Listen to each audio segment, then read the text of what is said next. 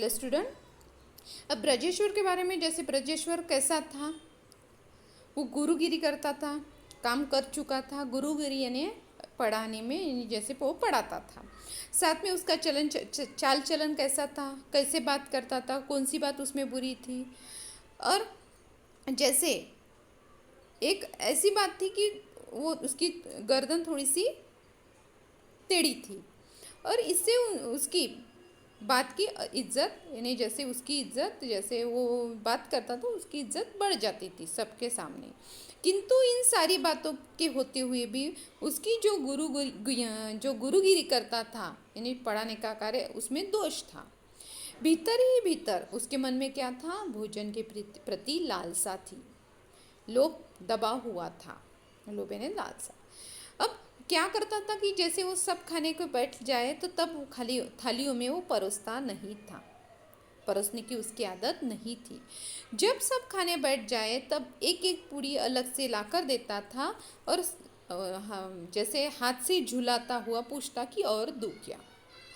अब कौन सा जवाब उसके मन माफिक, यानी जैसे उसके हिसाब से अनुकूल है, यह बात उसके गले की आवाज़ से भली भांति समझ में आ जाती थी कि जैसे उसको अब कौन सा उत्तर चाहिए, जैसे मन माफिक कि उसके अनुकूल कौन सी बात है, ये उसके आवाज़ से ही पता चल जाता था।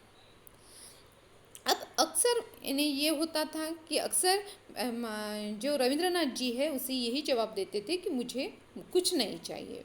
फिर इसके बाद वही वही यानी वह भी क्या करता था, जैसे ब्रजेश्वर उन्हें आग्रह भी नहीं करता था, अनुरोध भी नहीं करता, आग्रह यानी अनुरोध भी नहीं करता था। इसी तरह थोड़ा खाना यानी जो बच जाता था, तो जैसे खाना, थोड़ा खाना मुझे बचपन से ही बड़े जैसे ये रविंद्रनाथ जी जैसे थोड़ा खाना बचपन से ही जैसे मज़े में या वो जैसे मस्ती में, जैसे क्योंकि उनको ब्रजेश्वर की आदत पता थी तो वो वैसे ही जैसे खाना खाते थे, और वो जैसे आग्रह करने की उसकी इच्छा नहीं रहती थी, तो ये जैसे मेरा हो गया या मुझे नहीं चाहिए ऐसे बता देते थे। यह बात मैं कैसे कहूँ कि इस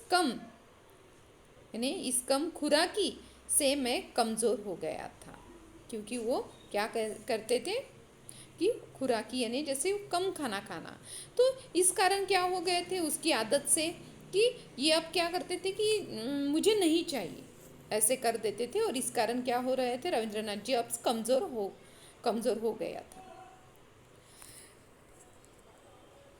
अब इसके बाद क्या हुआ कि जैसे जो लड़के खाने में यानी जो लड़के खाने में कसर नहीं रखते थे, उनकी तुलना में मेरे शरीर में जोर कुछ ज़्यादा ही था।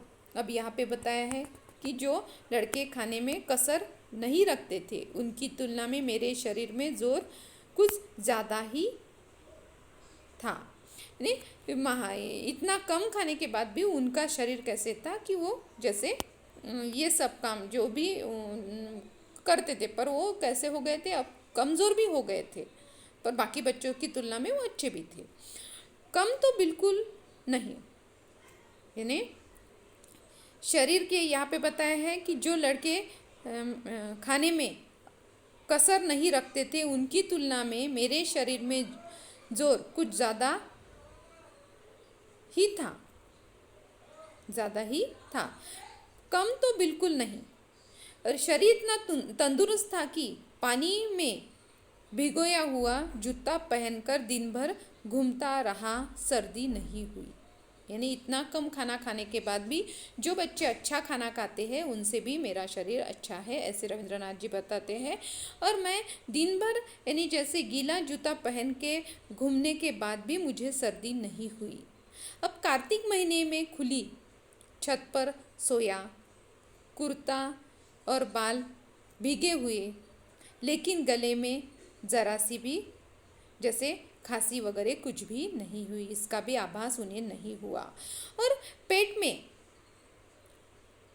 अब क्या हुआ था कि पेट में दर्द नामक भीतरी बदहजमी की जो सूचना मिला करती थी, उस अब इसके लिए कैसे है कि उसने उसने जैसे मैंने कभी पेट में अनुभव नहीं किया था, जैसे उनको बदहज़मी होती थी और वो अनुभव भी नहीं किया करते थे, सिर्फ ज़रूरत के समय माँ को मुंह से कहकर बता दिया करते थे कि उनको बदहज़मी हुई है। सुनकर माँ मन ही मन हंसती, ज़रा भी चिंता यानी ज़रा भी चिंता करती हो तो ऐसा कभी नहीं जान पड़ा, यानी माँ जैसे भी माँ उनकी चिंता करती है ऐसा कभी भी जान नहीं पड़ता था।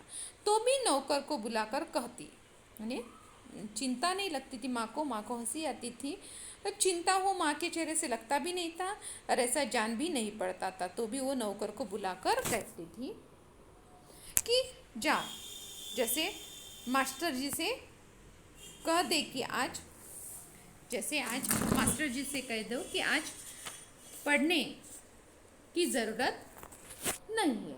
अब मास्टर जी से कह दो कि आज पढ़ने की, यानी जैसे आज पढ़ना नहीं है।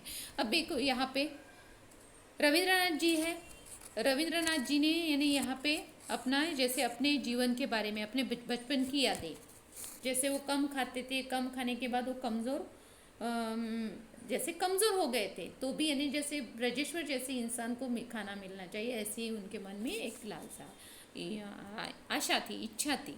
तो ऐसे थे कि रविंद्रनाथ जी दूसरों के बारे में सोचा करते थे, और जैसे उन्हें बदहज़मी हो जाती थी तो वो माँ को बताते तो माँ को हंसी आ जाती थी, और वो बोलते थे कि नौकर को बुलाकर जैसे मास्टर जी को कह दो कि आज की पढ़ाई ज़रूरी नहीं है।